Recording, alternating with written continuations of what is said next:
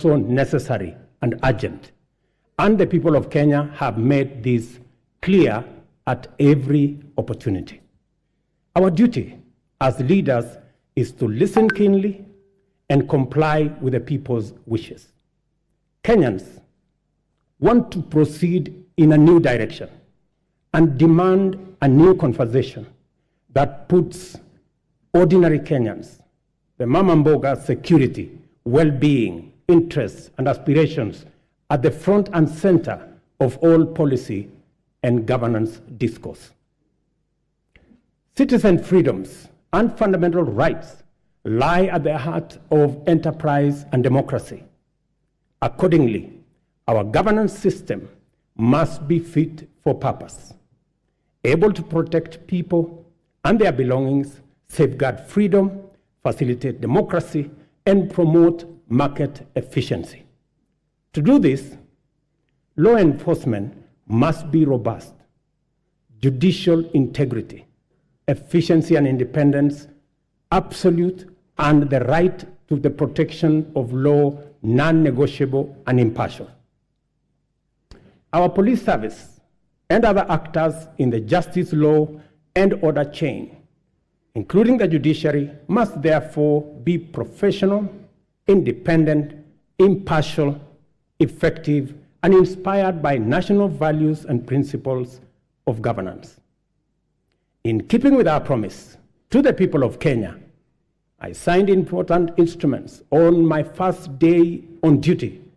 Among them, the delayed appointments of 6 judges to the Court of Appeal as recommended by the Judicial Service Commission. Enhanced allocation through this House to the judiciary by 3 billion Kenya shillings.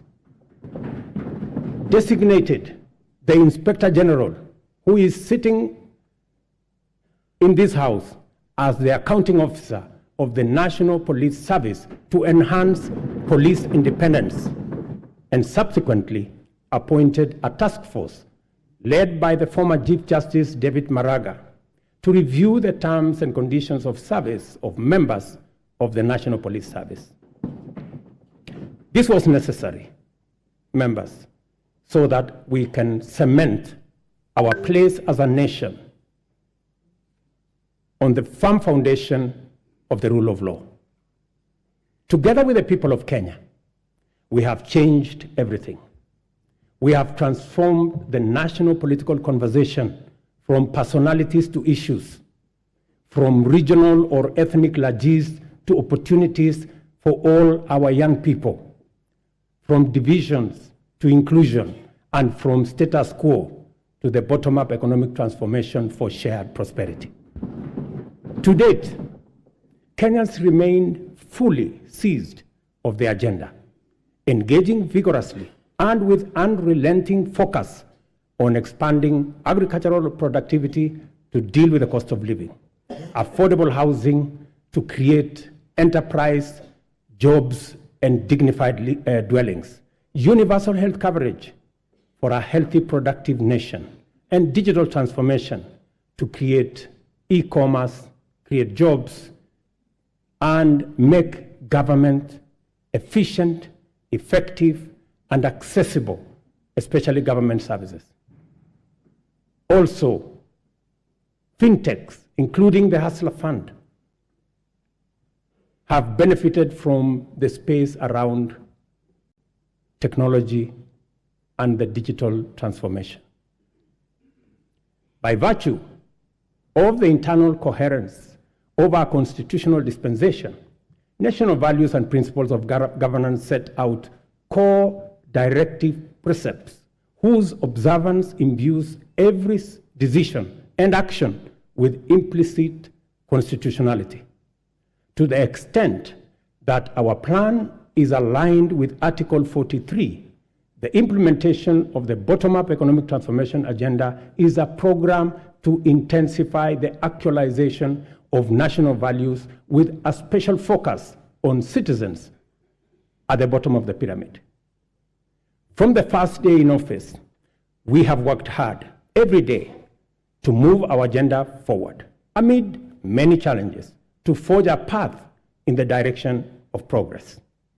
This is the essence of our commitment, to make progress despite challenges and move forward by overcoming great obstacles.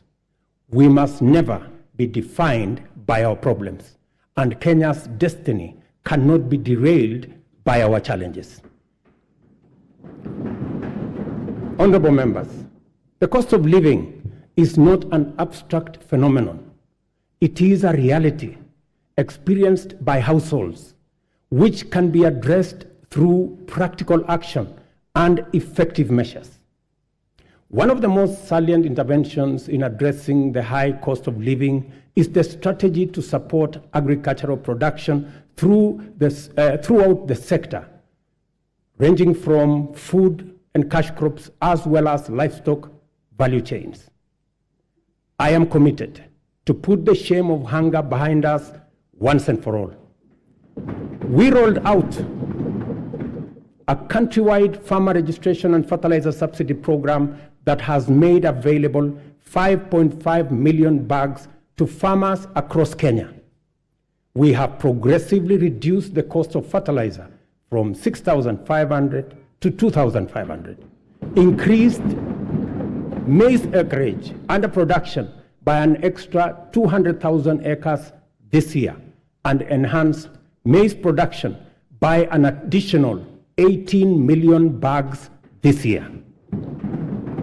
As a result of these interventions, today, a 2-kilogram packet of maize flour is selling at a low of 145 and a high of 175, depending on the brand you buy, down from 250 shillings a few months ago. The famous gorogoro of maize is selling at between 60 and 75. Honorable members, you know how much it costed a few months ago. We have also established 22 new fish landing sites in 9 counties in Nyanza and the Coast region. We have funded and organized beach management units into cooperatives, set up 2 hatcheries in Kabonyo in Kisumu County and in Shimoni in Kwale County. And we are in the process of completing Liwatoni fish processing plant in Mombasa by end of next month, and Shimoni Fish Port by the end of next year. Again, to bring our blue economy resources into the realm of food production. To achieve efficiency, transparency, and accuracy in fertilizer distribution, we enrolled farmers on a digital register with accurate details of the location and acreage of their agricultural land holdings.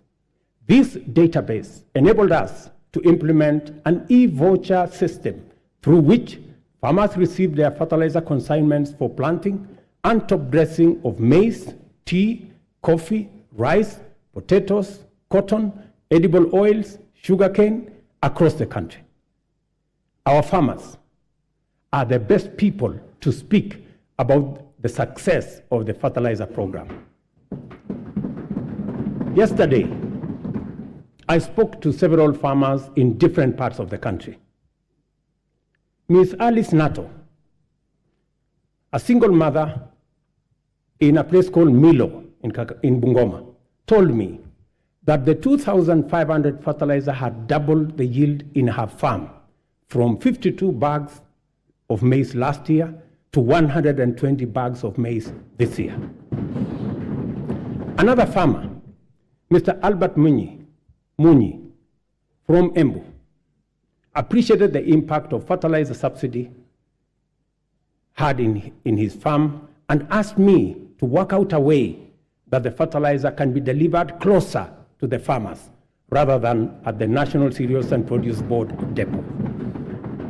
I assured him that I will work with the governor of Embu and with all governors to actualize his proposal for him and for other farmers who believe the same. But it was Mr. Samuel Chacha of Kuria who graphically painted the picture of transformation the fertilizer subsidy has done in his farm with a phrase that struck my mind.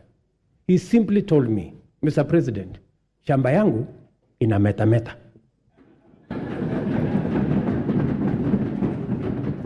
Further, we have made adequate arrangements, including investment in necessary infrastructure to facilitate post-harvest management and to prevent post-harvest losses.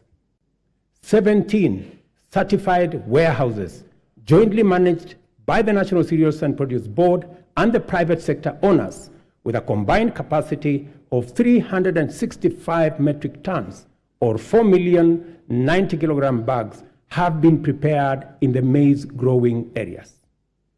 The National Cereals and Produce Board shall provide a subsidy maize drying service to farmers at a fixed cost, as was announced by the Minister, of Kenya shillings 70 per bag, which is a significant improvement from the previous rate of Kenya shillings 350 per bag. Yesterday again, the first consignment of the 100 mobile dryers this House facilitated my administration to buy for use by our farmers. I announced to you yesterday the first consignment of the dryers docked in the country. Additionally, we are enhancing dairy productivity for better farmer returns. The government, working with milk processors, and I had a long conversation with them in Nakuru, we are mapping the country to ensure coolers are supplied where they are needed. Soon, farmers will be paid based on milk quality, boosting incomes, and they can also enjoy global market access. Our reforms in the coffee sector are bearing fruit, with our farmers set to earn 4 times advance pay for their crop, from a low of 20 to now Kenya shillings 80, following the allocation of Kenya shillings 4 billion from the Coffee Cherry Fund that was ably facilitated by this House. Coffee reforms regulations will give farmers the necessary representation and weight at the national coffee auction. It is my intention to make sure that the auction operates with farmers at the center of it. These measures are expected to aid ongoing efforts, including expanding production to new counties and double coffee output in the next 4 years.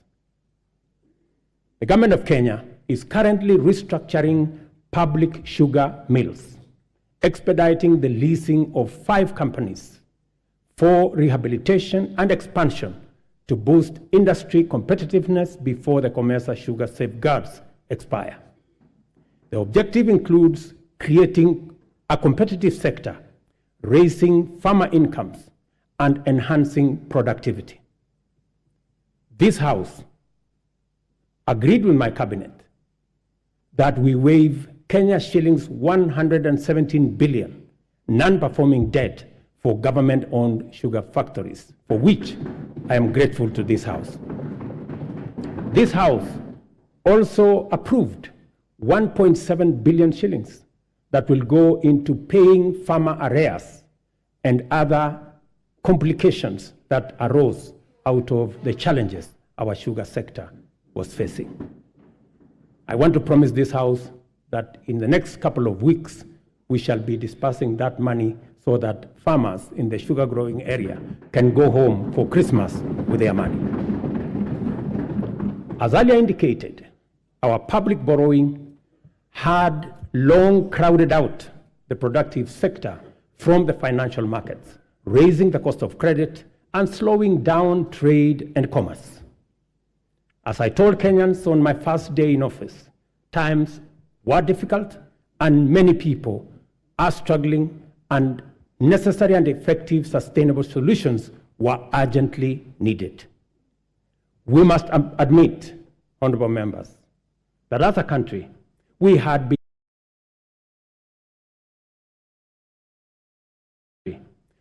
been living large and way beyond our means. The time has come, therefore, to retire the false comforts and illusionary benefits of wasteful expenditure and counterproductive subsidies on consumption, by which we dug ourselves deeper into the hole of avoidable debt.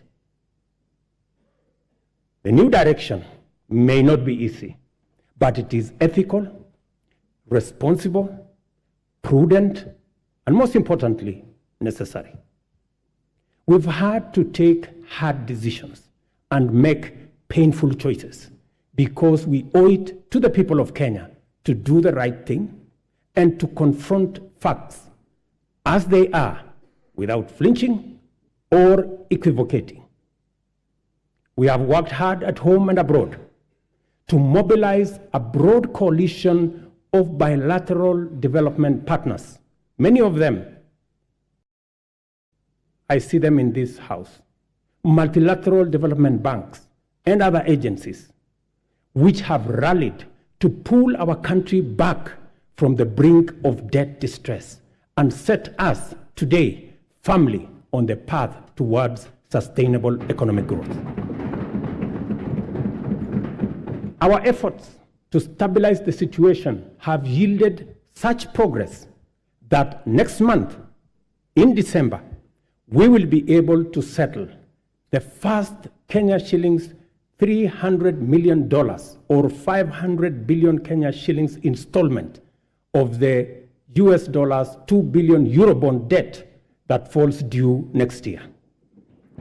I can now confirm with confidence that we will and we shall pay the debt that has become a source of much concern to citizens, markets, and our partners. Having said this, I further announce to the nation that our intention, consistent with sustained effort here and abroad, have enabled us to normalize our relations with the International Monetary Fund, the World Bank, the Africa Development Bank, and various development partners to such an extent that they are now working with us to implement the bottom-up economic transformation plan. As I earlier indicated, our public borrowing had long crowded our productive sector from the financial markets, raising the cost of credit and slowing down trade and commerce, especially the micro, small, and medium enterprises, including Mama Mboga. Consequently, many enterprises and entrepreneurs were referred for blacklisting by the credit reference bureaus, where 7 million borrowers were listed by last year. We committed to provide affordable and accessible credit and restore small business owners to good standing with credit rating agencies. A deliberate, targeted strategic financial inclusion fund, the Hustler Fund, providing affordable credit and mobilizing savings for individuals and small businesses, was launched on the 30th of November 2022. The public response to the Hustler Fund has exceeded most initial projections and surprised even the most hardened skeptics. By the end of last month, the fund had disbursed Kenya shillings 36.6 billion, and in savings, 2.3 billion, and with 7.5 million repeat borrowers, whose overall repayment rate is at 73%. The top borrower of the fund has so far accessed Kenya shillings 4.5 million in 816 transactions, while the top voluntary saver is at 631,491.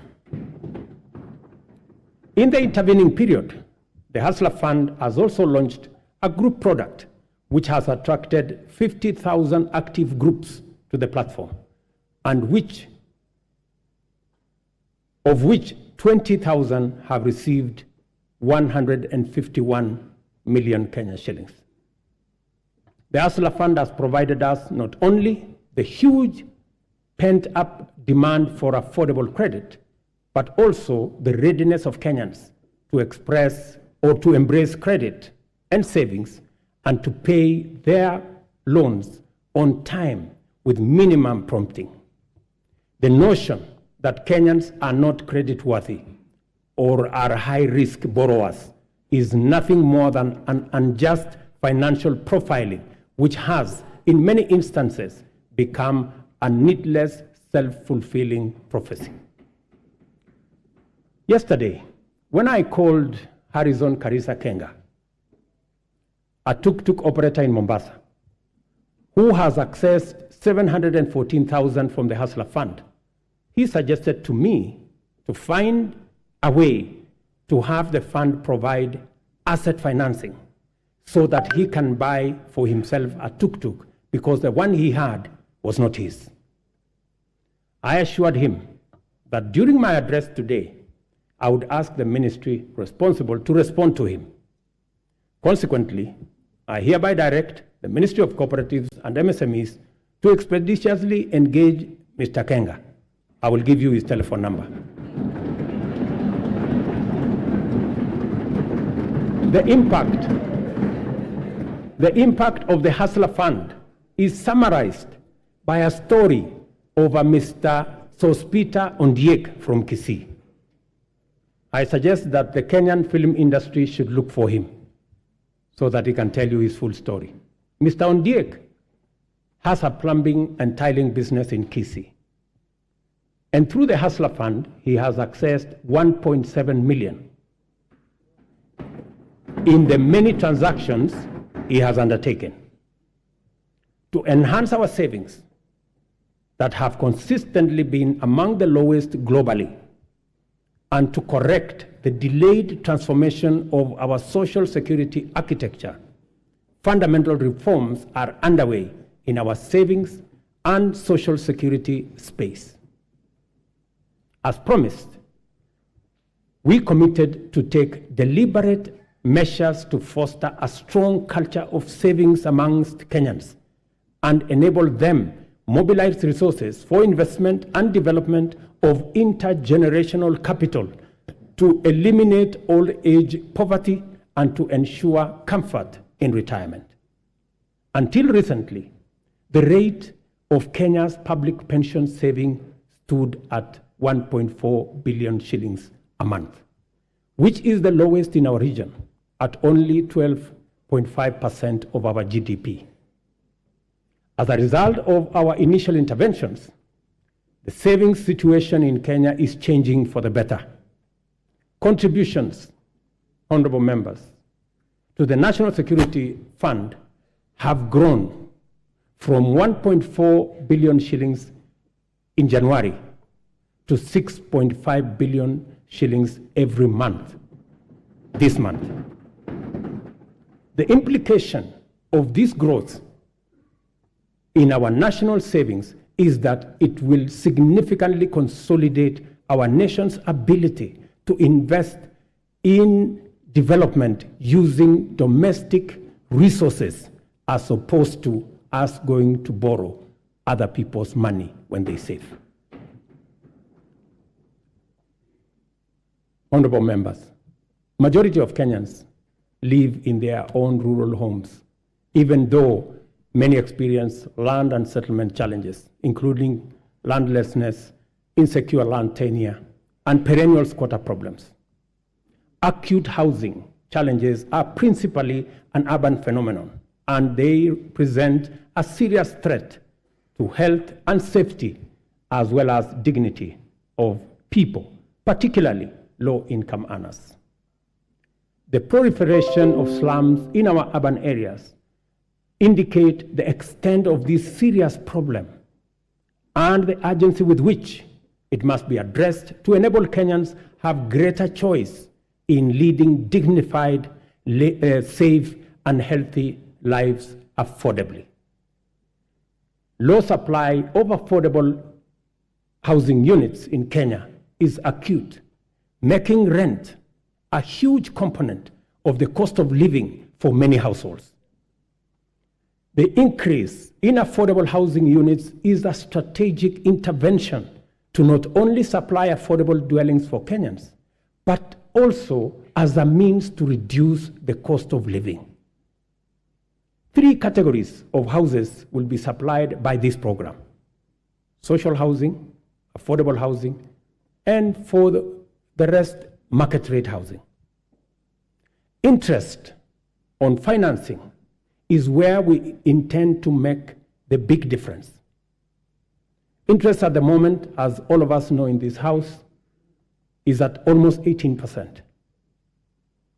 But under this program, all interest should be or will be at single digit. For social housing, the interest will be at 3%. You know, honorable members, that we all get 3%. So even the people in the social space, they also deserve to get 3%. Those in the affordable housing space will get 6%, and 9% for the people in the market category. The affordable housing program has received tremendous support from county governments across Kenya. And I want to thank governors, and I know the chair of the Council of Governors is here, through her, all governors who have worked with us to make sure that this program becomes a reality. The construction of 46,792 units in various parts of Kenya is already underway, while another 40,000 are ready to commence in a couple of weeks. 50,000 Kenyans are working. People who were previously unemployed, they are now engaged directly and indirectly in this enterprise. And the numbers will significantly increase as the projects move into the next phase and as we roll out many more units. A total of 746,795 housing units are in the pipeline as I talk to you, under various stages of delivery. More jobs are being created with the formalization of the Jua Kali clusters, providing products like doors, hinges, and windows. And this morning, as I visited one of the sites that I went to launch the construction in March, I was amazed that a site that was flat in March today, and I was with the Member of Parliament for Ruto, today has 8 11-block units, almost at 60% complete. And I also met the Jua Kali cluster for Ruto, and they have been given a contract of 140 million to be able to supply doors and windows. Architects, engineers, quantity surveyors, masons, electricians, plumbers, transporters, steel and cement factory workers, and hardware merchants will be partakers in this transformative plan. I spoke to Moses today at the site in Ruto, an electrician, and he told me out of the 1,700 workers in the site today, he was in charge of 114 electricians who are engaged in that site. And he asked me, Mr. President, make sure the next site is ready for us, because we will finish this ahead of time. Let me also say, we are constructing 400 markets across Kenya to provide Mama Mboga with a dignified working environment, complete with water, electricity, and other amenities. And I want to thank members of this House for participating in various ways and working with us and also with the counties in identifying the right locations for these markets. Ladies and gentlemen, honorable members, our education system must develop a formidable reservoir of skill, talent, highly competitive and innovative human capital to support our vision of an economically transformed Kenya. Within weeks of taking office, I appointed the Presidential Working Party on Education Reform, led by Professor Rafael Munavu, my former teacher, who provided clarity on transition to the new competence-based curriculum and made further recommendations on necessary reforms in our education system from early childhood all the way to the tertiary levels. The Working Party concluded its work and submitted a report whose recommendations are already being implemented. The urgent and vexing question of transition to junior school has been settled, and the Kenya Primary School Education Assessment will be used for the exclusive purpose of monitoring learners' progress and not for placement in any grade. In keeping with our commitment, 56,750 new teachers have been employed. I'm sure the Honorable Milemba can confirm this.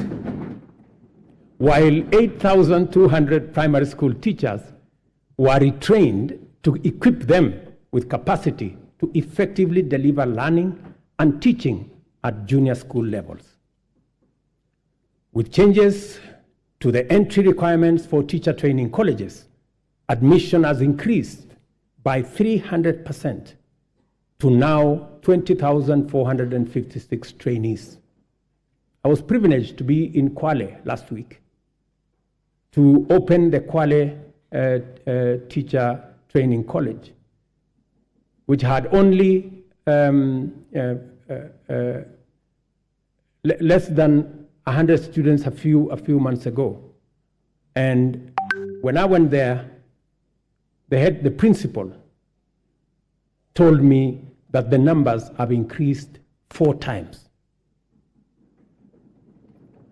At the tertiary level, the Working Party recommended an overhaul of the existing education funding framework to a variable scholarship and loan model in order to address the financing gap which denied many Kenyans the opportunity to pursue tertiary education in our universities and TVETs, but also created many complications in our universities and institutions of higher learning that by last year, our universities had accumulated debts of close to 60 billion Kenya shillings.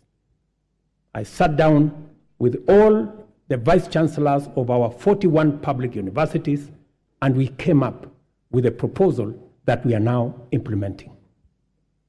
The new model for financial support is student-centered and deploys a rigorous, impartial means testing instrument to establish the level of need of every student, which then becomes the primary consideration in allocating scholarships and loans.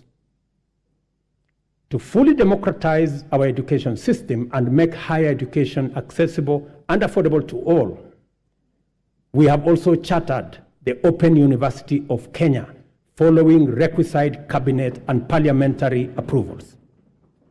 I want to thank this House for expediting the Open University Charter that had been in the works for the last 10 years.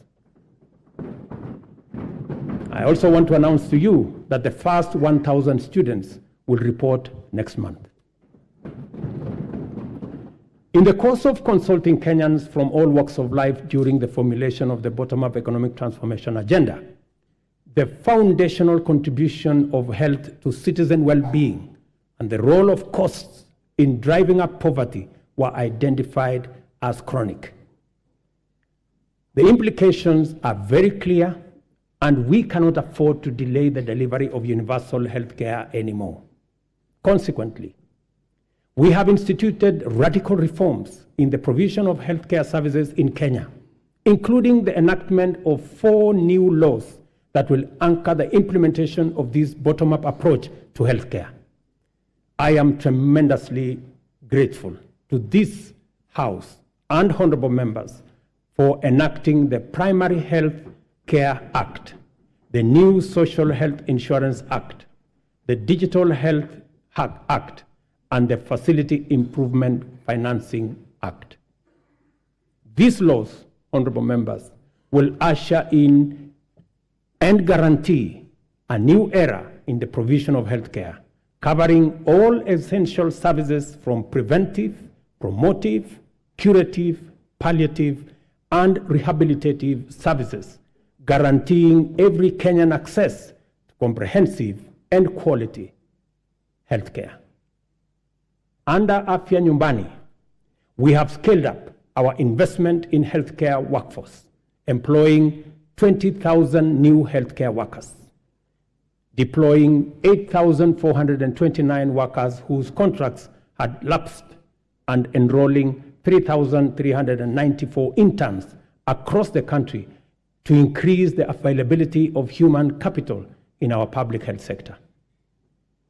Working with county governments, and I'm again grateful to them, we have taken measures to resolve the perennial challenge of human resource management in the health sector, occasioning strikes, by establishing the Kenya Health Human Resource Advisory Council, which will be a trusted mediator between government at both levels and our health sector workers. Further, under the Afya Nyumbani model, we identified preventive care as an essential pillar of healthcare service delivery because it enables Kenyans to manage their conditions early enough before they cause serious harm in their well-being and productivity.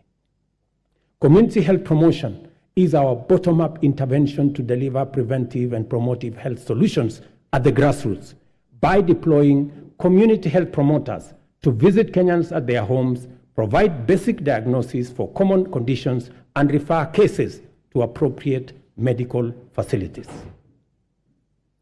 Together with all the 47 counties, and again, I am grateful to the governors, we have deployed 100,000 community health promoters fully equipped with the necessary kits and an electronic community health information system. In the last 1 month, CHPs have attended to 1.2 million households, just in the last 1 month. I spoke on phone to Mr. Masood Dirie, a community health promoter in Garissa, yesterday, who told me he has been a community health promoter, health volunteer since 2011. Unlike before, now he has a full medical kit and has used it to confirm that 7 people in his locality had high blood pressure. In a twist of fate, he tested himself and discovered that he too had high blood pressure. That's what he told me. And so, apart from referring others, he also had to make way to the hospital. Mr. Obembi Ogutu of Homa Bay told me that the program now makes primary health care a paperless engagement, saying it had started to reduce queues in hospitals. Through the Facility Improvement Financing Act 2023, we have established a framework that confers financial autonomy to health facilities, enabling them to retain funds generated with a mandate to improve facilities, capacity, and to provide healthcare services within that locality. In addition, the Kenya Medical Supplies Agency, as part of many radical reforms, will now deploy ICT to manage supply chains of essential health products and commodities. As a result of this small intervention, KEMSA has improved its stocking rate from 40% to 60% in the last 5 months. And we are now targeting 80% by March next year. As is becoming clear, we cannot hope anymore to deliver services to Kenyans in their millions across the country with any measure of efficiency, integrity, transparency, and accountability without ICT. From education and health to agriculture and financial inclusion, digital technologies reign supreme in transforming service delivery, governance improvements, and catalyzing efficiency throughout the economy. We have commenced the rollout of 100,000 kilometers of the last mile fiber optic connectivity to make reliable high-speed internet available throughout Kenya, along with 25,000 free Wi-Fi hotspots in all market centers. The rollout, and I was given a statistics by the end of this year, the first 2,200 will be rolled out, and another 1,450 ICT hubs in every ward. I want to thank the membership of this House for considering to change the NGCDF Act so that you can also deploy those resources in the ICT space and enable millions of young people in your constituencies and wards to access internet and technology for digital jobs, e-commerce, and to give them the possibility of working on remote jobs. I have engaged the chair and committee of this House in that space. We have agreed on the model of how the ICT hub will look like, and I am truly grateful that Parliament came through and considered changing the law so that we can work on this together.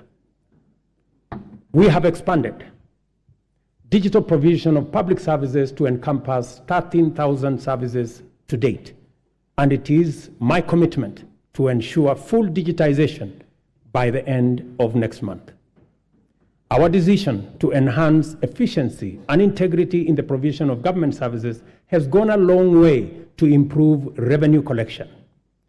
Working with the private sector, we launched the local assembly of affordable smartphones last week in Athi River. Digitization and automation enhance service delivery and citizen satisfaction, and also assures greater accuracy, transparency, and accountability, and reduces opportunity for corruption in the course of transacting with government ministries, departments, and agencies. Corruption, honorable members, wastage, inefficiency, and negligence are serious threats to our transformation agenda and unacceptable practice that has no place in our nation. I have given my firm assurance to the people of Kenya that cases of misconduct and corruption shall be dealt with ruthlessly, with finality, and expeditiously. I ask this honorable House to finalize the Assets Declaration and Conflict of Interest Bill to further tighten our anti-corruption policy framework and eliminate space for those who want to steal our money. The security and safety of all citizens is our foremost commitment and most fundamental obligation, without which every other endeavor is not possible. The reason why Kenya has continued on the path of steady progress is that we have maintained stability, peace, and security by affirming our territorial integrity and maintaining internal tranquility.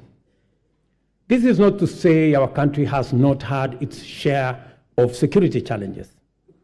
The specter of terrorism is a continuing threat that we must remain constantly vigilant against. Pockets of banditry, cattle rustling, and armed lawlessness have besieged and devastated communities in the North Rift, Northeastern, and occasionally parts of Eastern and the coast regions. We all know that insecurity disrupts lives and destroys livelihoods. Our country has lost too many people to this menace.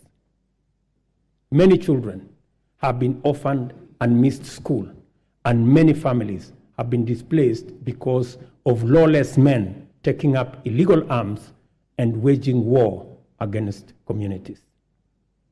The government exists to ensure that those who challenge our sovereignty, territorial integrity, national security, and the safety of the people of Kenya are expeditiously countered and rendered harmless.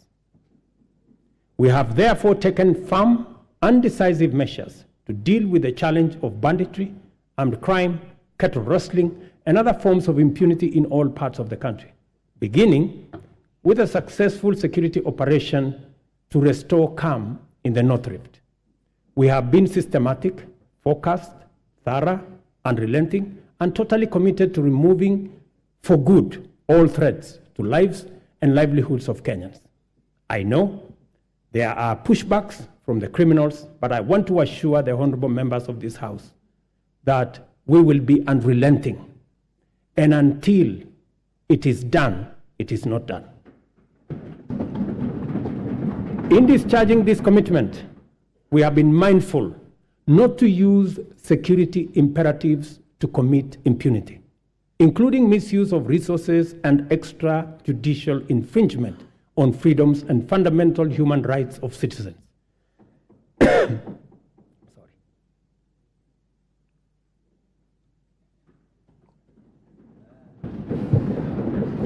Sorry. We are conscious to provide security as a public service for the benefit of law-abiding citizens and as a guarantor of economic growth. Therefore, our security services have been committed to a citizen-centric, rights-focused, inclusive, and community-based security strategy. I am therefore quite clear that there exists no tension between the effective delivery of security services and the upholding of human rights and fundamental freedoms. We can be and therefore must be secure, yet free and democratic. In order to entrench our all-of-society coalition, we have resolved to enhance diversity and inclusion by expanding enrollment in the National Youth Service as an agency to capture young people at the bottom of the pyramid. Consequently, we are doubling enrollment to 40,000 yearly in the National Youth Service and have made it absolutely mandatory that every village, center, town, and city in Kenya is properly represented in the recruitment.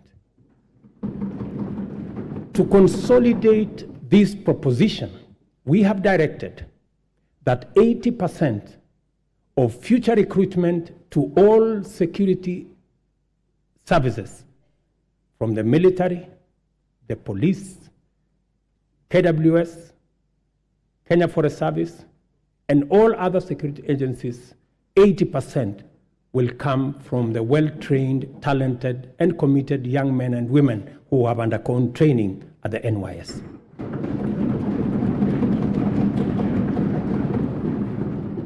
Kenya finds itself continuously summoned to its duty of care to serve as a reliable anchor to our region's security, peace, and stability.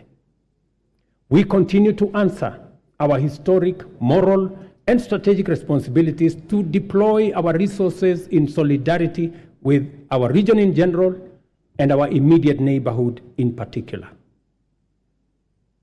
To prevent the imminent collapse of Goma in eastern DRC, which would have had serious consequences for the wider East African region, we deployed our troops under the East African Community Regional Force.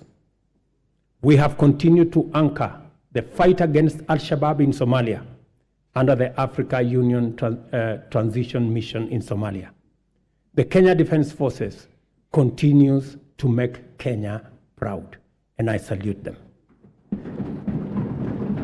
It is our firm position that only a democratically accountable system that is sensitive and responsive to the adverse and diverse composition of Sudan can secure that country. Given the regional interconnectedness, together with the Kingdom of Saudi Arabia and the US, we have engaged the Jeddah process as IGAD to fashion a framework that will be best placed to successfully deliver peace in Sudan.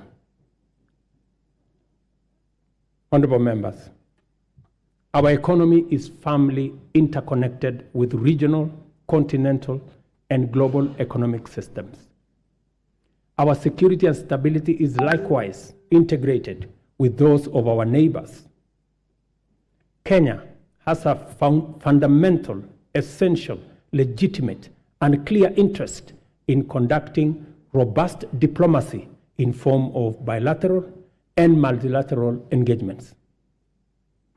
For the last 12 months, we have continued to fulfill our international obligations through Kenya's leadership in the international arena. This is underscored by the high-level summits Kenya has hosted and participated in. Kenya successfully hosted the inaugural first-ever Africa Climate Summit. We also hosted the 43rd ordinary session of the Executive Council, the 5th mid-year coordination meeting of the Africa Union, and the regional economic communities, and the first-ever African edition of the Berlin Climate and Security Conference in Nairobi. All these summits have brought into our country about 30 heads of state and government and over 30,000 delegates from different parts of the world. The government has made deliberate efforts to harness the immense and potential of Kenyans also in the diaspora. Indeed, I established the State Department of Diaspora in the Ministry of Foreign Affairs so that they can fully participate in the affairs of our motherland. I have committed to work collaboratively, consultatively, and collectively with the counties and all Kenyans to uphold our cherished national values as human dignity, equity, social justice, national unity, inclusiveness, integrity, good governance, transparency, and accountability. I encourage all honorable members and indeed all Kenyans to embrace an open mindset in regard to national strategic interests and to leverage on our rich heritage and diversity. One of the greatest strengths of our country is our capacity to devise bold, unprecedented solutions to our threats and challenges, create imaginative strategies to avert danger, and chart new paths to deliver us from adversity. There is no doubt that our nation has been confronted with immense pressure emanating from political misunderstandings sometimes and electoral disagreements. And it is because we have a robust democracy, which we are very proud of. Such pressure can disrupt lives and livelihoods and undermine our economy. Thankfully, Kenyans always find the moral strength and political imagination to reach across the political divide and engage in dialogue in the spirit of goodwill, fraternity, and commitment to the national interest and the welfare of the nation. It would be, honorable members, remiss of me not to mention the ongoing bipartisan process of national dialogue that has enabled our leaders to find common ground on many of the issues whose resolution will accelerate our transformation, deepen our democracy, and enhance national unity. Specifically, I thank the two co-chairs, my good brother, Stephen Kalonzo Musyoka, our former president, and the leader of majority in the House, Kimani Ichung'wah, for doing a wonderful job. Congratulations, gentlemen. I salute the courage and patriotism of my fellow leaders who have embraced national dialogue and engage and encourage all of us to keep up the noble work of bringing Kenyans together. There is so much to report about the progress we have made in serving the people of Kenya and transforming our economy. I have provided only a summarized highlight of the most salient instances of transformational progress in my address. It is my pleasant duty to hand to the speakers of the Houses of Parliament the three reports in full as follows. The 10th annual report on measures taken and progress made in the realization of the national values and principles of governance. The 10th annual report on progress made in fulfilling the international obligations of the Republic of Kenya. Number 3, the 10th annual report on the state of national security.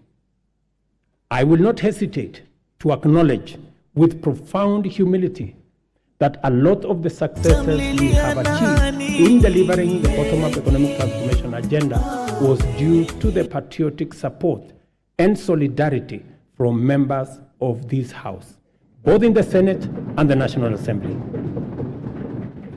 We are fortunate to be attempting this ambitious historic project of radical change in a bipartisan era when dialogue, consensus, collaboration, and partnership have replaced dissent, contention, conflict, and disarray as the operating principles of political discourse.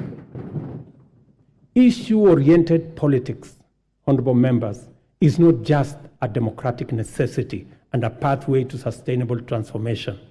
It is the most effective way of mobilizing diversity for collective national good. As the world reels from the destructive assaults on democracy and the relentless subversion of human dignity, freedom reigns supreme in our land, and our democracy grows deeper and more robust by the day. Our collective resolve as a nation to further entrench constitutionalism, democracy, good governance,